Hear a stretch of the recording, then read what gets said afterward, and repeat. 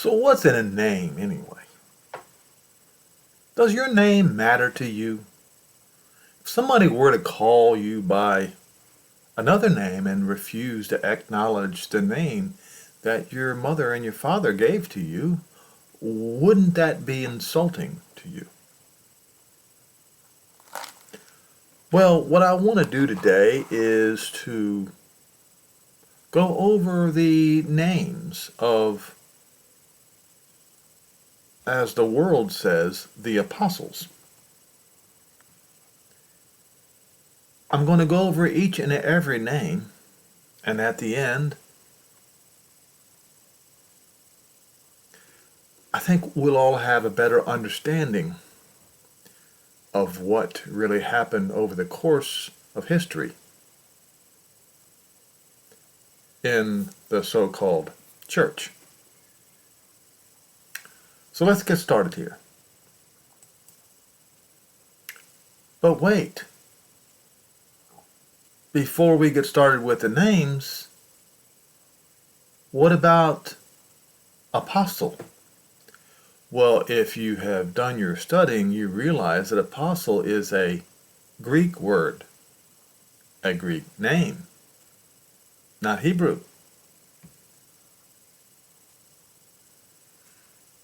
Now, so in the Jewish encyclopedia right here, apostle is Greek, a person delegated for a certain purpose, the name as Shaliach or Shaliach. And you will see here it means a Jewish emissary. All right? Shaliach. Now, some of you are saying, why are you making a big deal out of it? And I would say, why did the Gentiles make a big deal out of changing actual given names? I'm going to turn that question right back around on you. Are they so offended by their Hebrew names that they just erase those names and insult the individual by pretending that name doesn't exist and replacing that name with something else?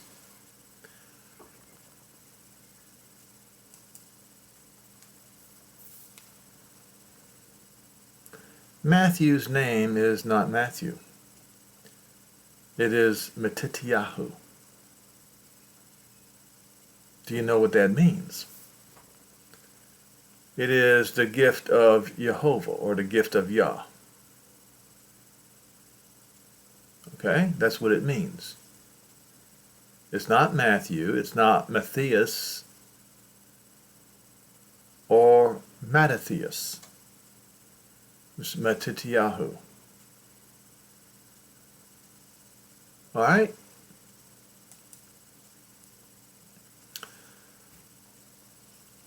Mark.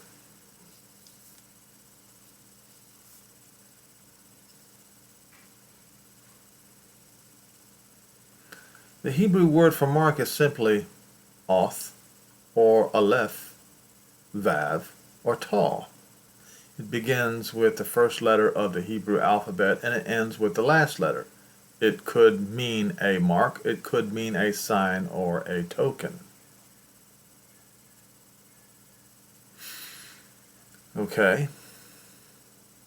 So which one was it?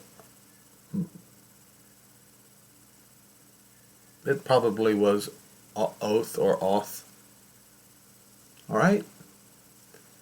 But that's how far you Christians got away from the truth. You're starting to see it now, aren't you? No? Then we'll go a little further.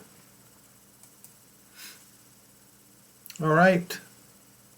Luke, in Hebrew,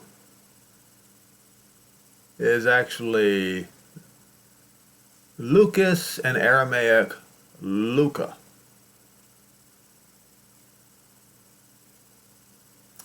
And I regret to, no, let me rephrase that.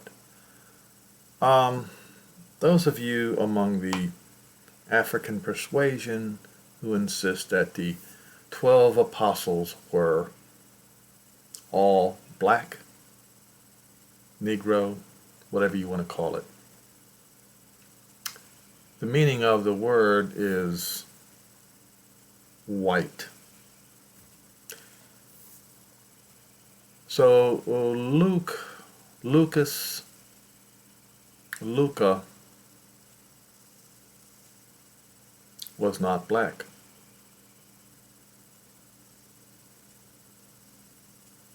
I hope I didn't hurt your feelings with the truth. But see, the truth never changes in spite of what people try to do. So you see, with this name and its definition, his parents gave him that name because he was exceptionally white. This is what happens when you mess with the truth. The truth doesn't change. And when you deviate from the truth, you become a liar. So let's call these men by the names that they were given.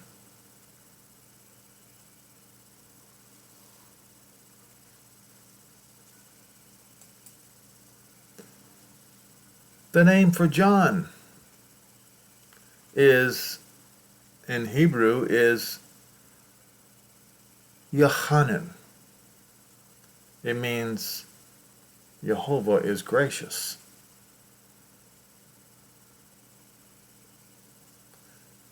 Okay. Let's go to the Ten Commandments for a second. See, 1, 2, 3, 4, 5, 6. I'll try to remember 6.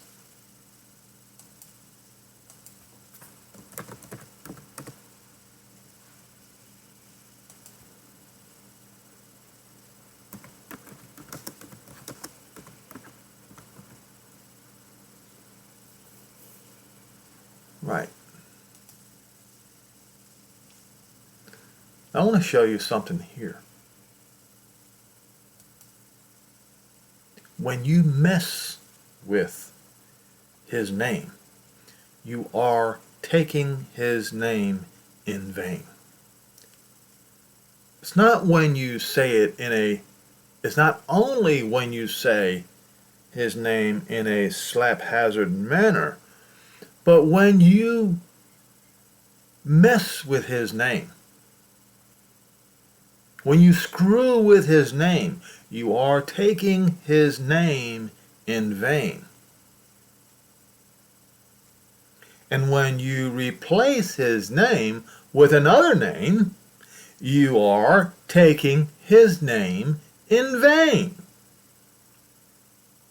And a classic example of this, King James Version, takes his name in vain. It does not say, take the name of the Lord. It does not say that. It says, you shall not take the name of Jehovah Elohim in vain. Emptiness. Just cast it away as if it's empty. And replace it with another name.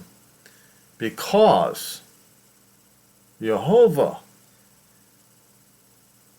will make the ones who do this empty. You see? He's going to empty you if you make his name empty.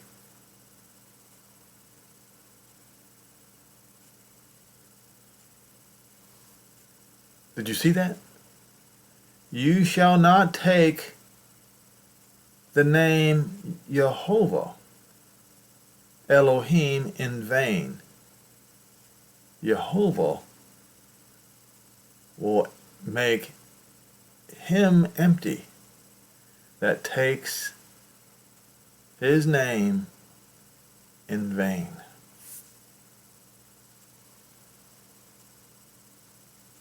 And then you wonder why. Nukes are about to be launched on each other in Western civilization, because that commandment was broken over and over and over again, making his name empty and meaningless.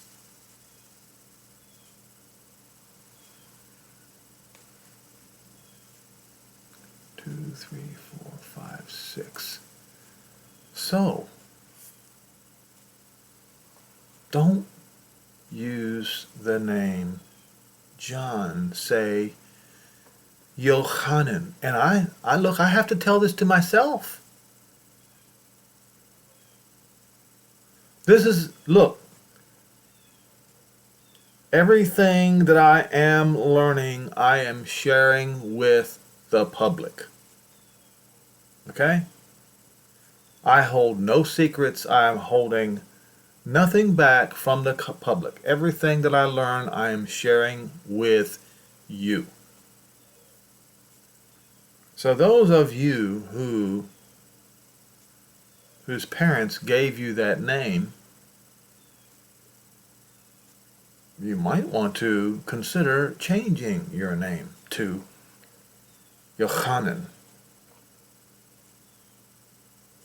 Or maybe just use your middle name. Don't take Jehovah's name as empty. Don't empty it. Don't make it meaningless.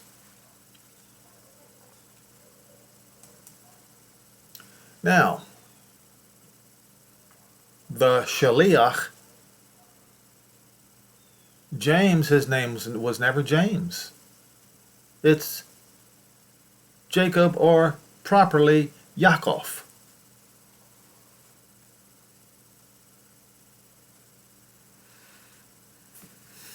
Google knows this. Why don't you? My middle name is Thomas, but it's Greek.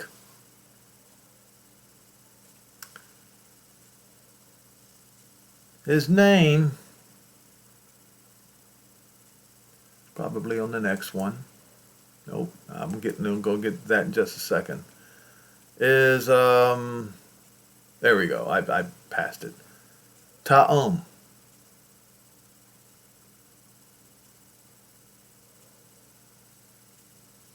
Ta'om. It means twin. And it led to the Aramaic name, and Aramaic is also Hebrew, Ta'oma. So,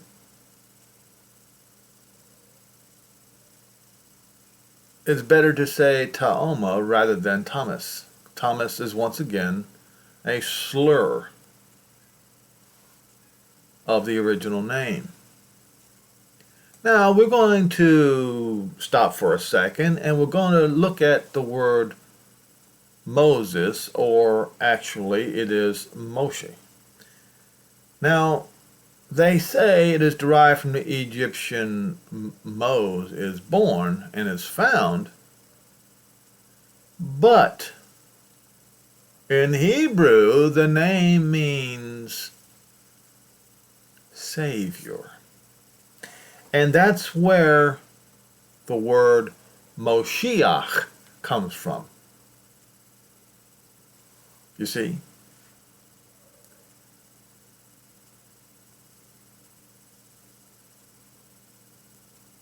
I learned that yesterday. All right? So I'm not withholding any information for myself in these biblical matters.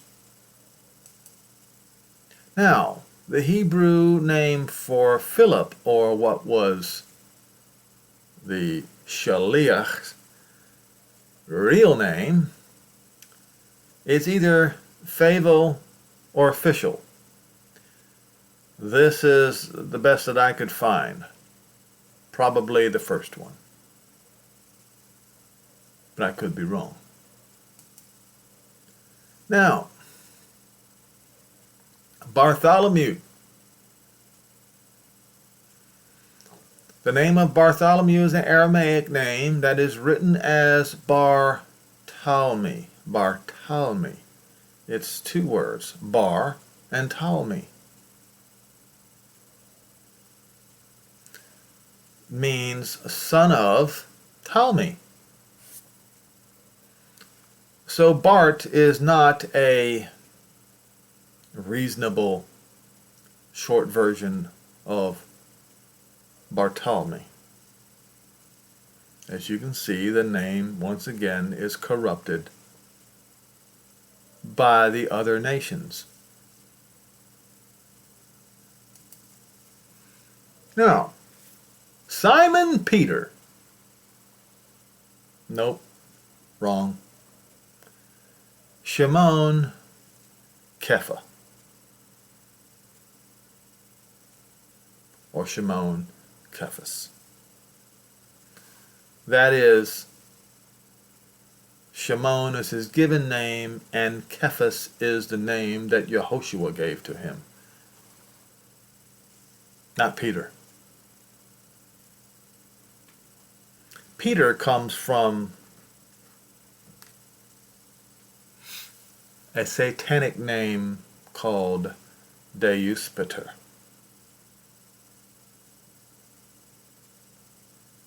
Deuspater is a Roman Greco name for, as we say in English, Jupiter. That is Satan. So Peter is as far away from the truth as you can get for Shimon Kephas. As far away from the truth as you can get. And Shimon Kephas said something. It was him that said that. Turn the truth into a lie. My memory is foggy right now, but as I'm going through this, I'm going to remember some of the things that I wanted to talk about concerning these names. All right, so then we had Shimon the Zealot, that some people claim was a Canaanite. He was not a Canaanite. These were all 100% Hebrew Shaliach. He was born in Cana of Galilee, as they say, or near the Kinneret. All right?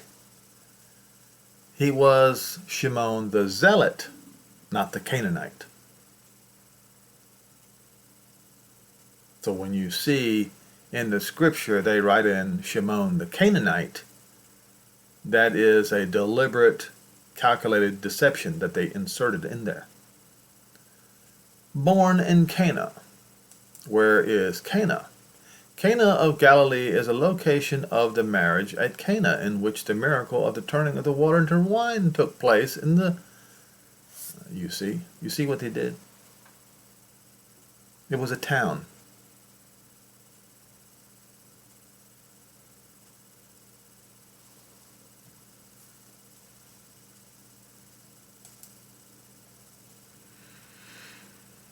Okay, is Andrew a Hebrew name? The New Testament states that Andrew was the brother, you see what they did? Of Shimon Kephas, not Shimon Peter. And likewise a son of Yonah.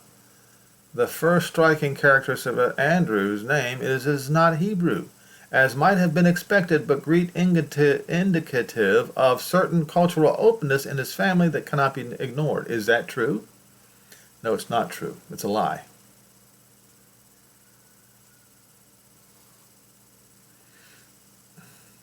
It's a lie.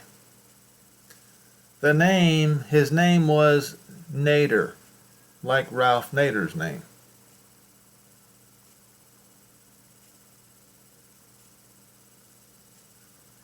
They weren't given Greek names. The Israelites, the Jews, hated the Greeks for what they did just 100 or so years before. Antiochus the madman. They hadn't forgotten that. They would never give him a name, Andrew.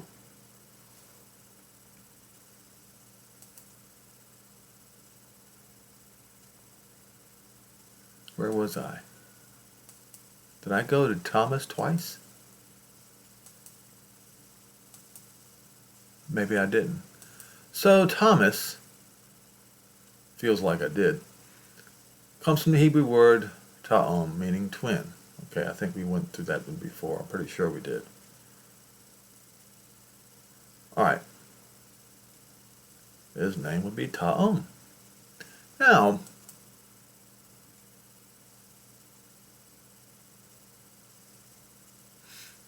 so, you wouldn't insult these men by calling them by a name that was not given to them by the parents, would you?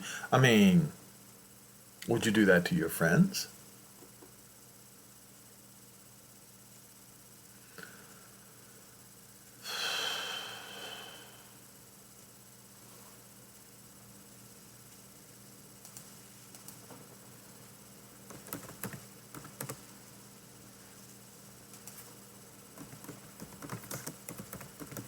Oh, this is what I was looking for.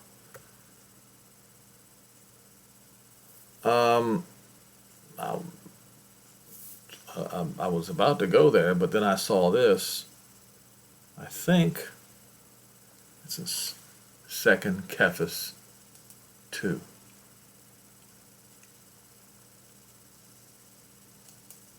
Second Cephas, not Peter.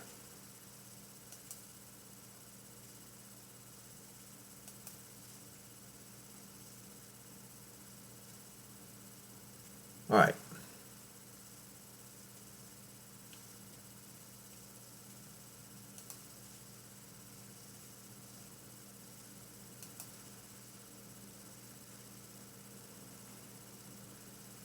But there were false prophets among the people, even as there shall be false teachers among you. You see what they've done? You see what they did to you? Who quietly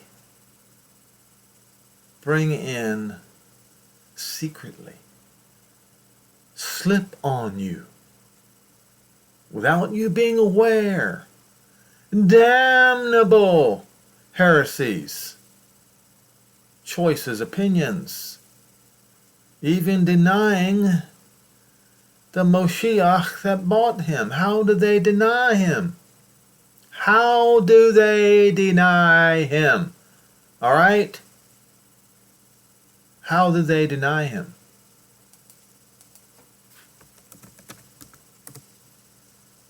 In this way. Revelation 3.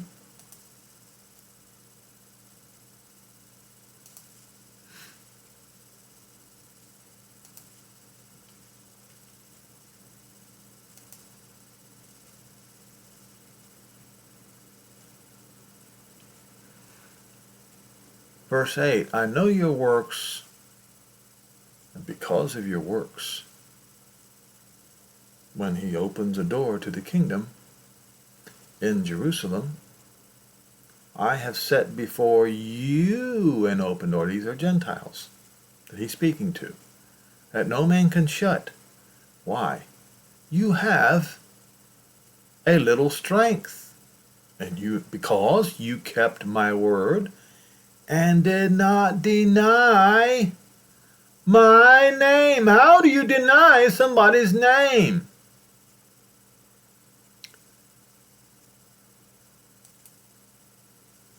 Now, we see here, you shall not take the name Jehovah in vain.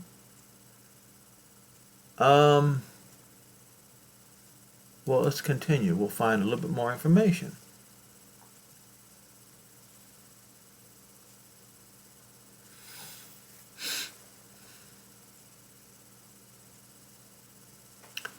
You shall not make unto you any graven image.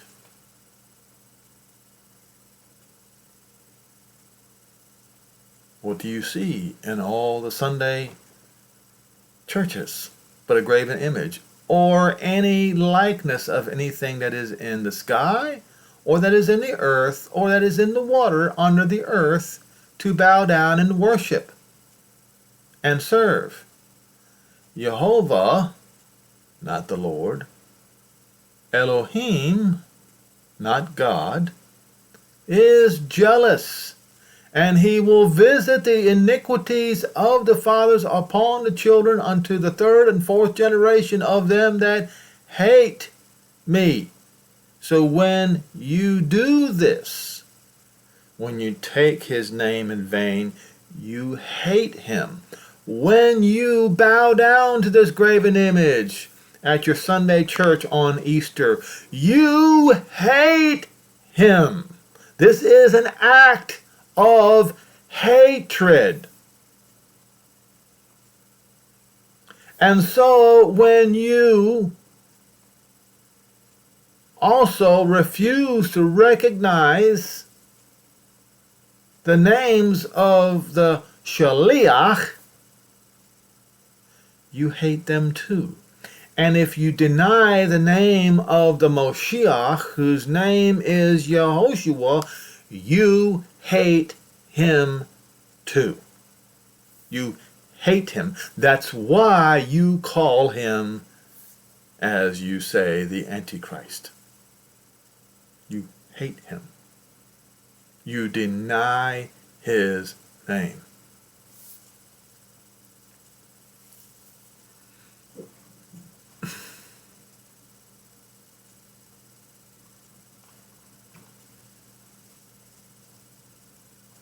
It is the breaking of the greatest commandment of them all. And if you deny the name of Yehoshua, you also deny the name of Jehovah, because that name is in the name of the Moshiach. So when you replace the name Yehoshua with Jesus or Jesus, you deny both. And you hate both. To the third and fourth generation, folks. And showing mercy unto thousands of them who love him, who respect him, who respect his name, and keep my commandments. And the very first one is this. All right. So,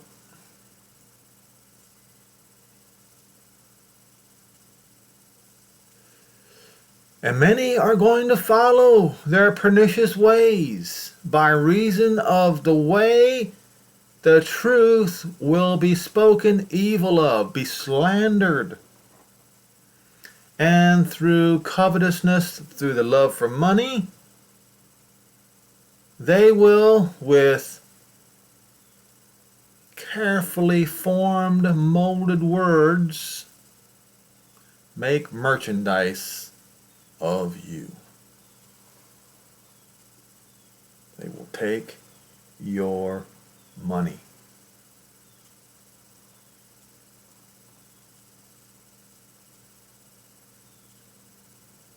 It does not take a genius to know what he's talking about. Every one of these organizations find an excuse, make up biblical doctrine to take your money. Make merchandise of you.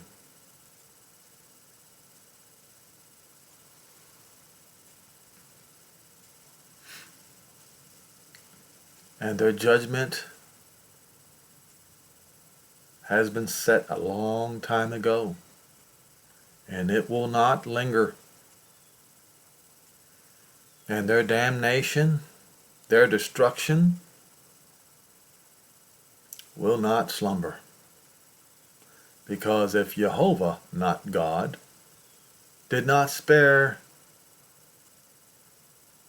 members of the spirit realm that sinned, but cast him down to Sheol and delivered them into chains of darkness to be reserved unto judgment day, and spared not the old world, the Noah's world, but saved Noah, the eighth person, a preacher of righteousness, bringing in the flood upon the world of the unrighteous, and turning the cities of Sodom and Gomorrah into ashes, condemned them with an overthrow, making an example for this last generation about what is going to happen to you.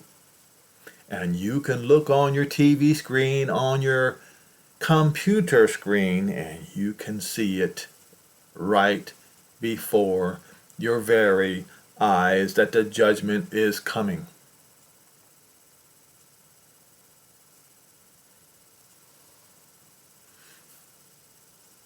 Make an example of those that live the way the people in the days of Noah and the days of Lot did.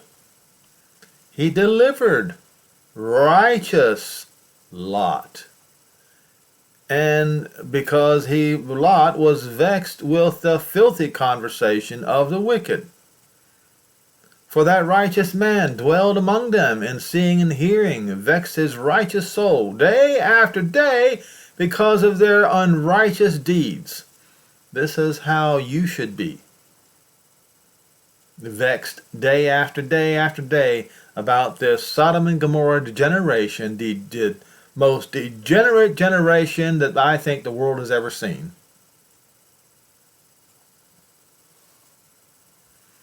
Jehovah knows how to deliver the righteous out of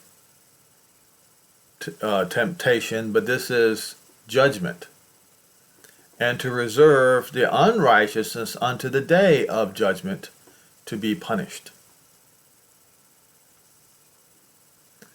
See, folks, this here has led to this.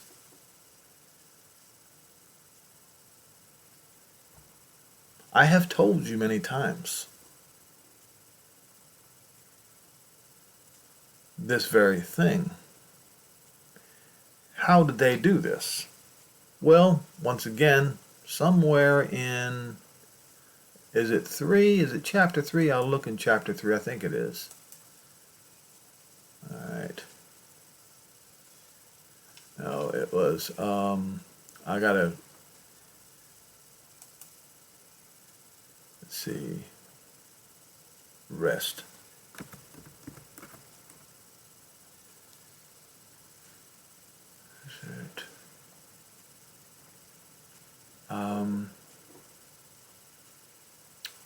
Unlearned.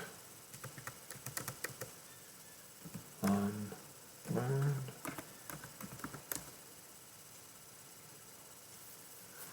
It is in here. Okay, so verse 16. I knew it was in this particular chapter.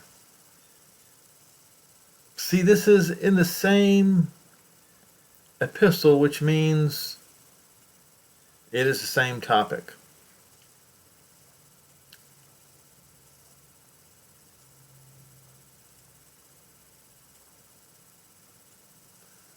Verse 14, wherefore, beloved, seeing that you look for such things, be diligent that you may be found of him in peace and quiet, without spot, without blame, and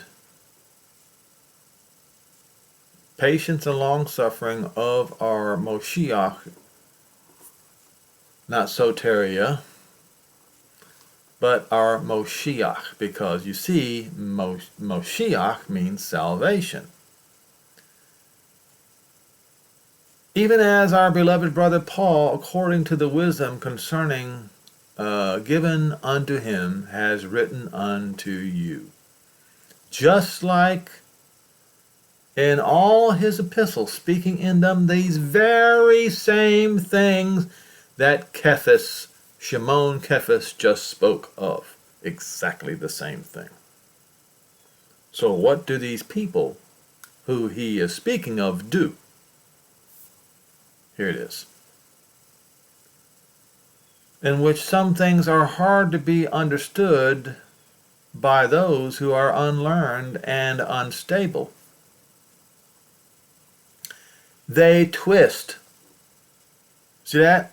They twist his words. They twist the words of Paul just like they do all the other scriptures, and they do so to their own destruction. You read it right here. And I have told you many, many, many, many times that the twisting of the words in the scripture leads men to destruction. Now I have illustrated to you by the 12 Hebrew Shaliach to the tribes of Israel, to the 12 tribes of Israel, how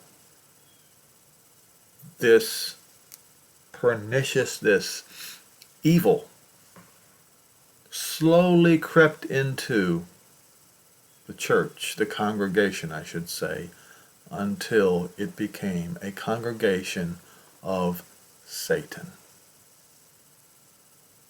Until this church became the enemy of Jehovah and of the Moshiach. The truth does not change. Only lies change. You see, if you have to change to go back to the truth, it was because you were standing in lies. If you were in the truth and you change from the truth, you are changing to lies. So change is because of lies.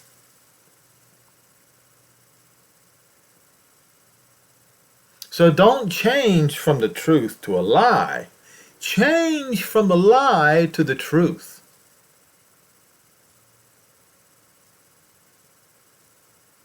I hope that made sense. And do not disrespect. See, I have to do exactly what I'm telling you now. I have to practice exactly what I'm telling you now. But I'm not going to keep this information to myself. Now I have to practice it, you see.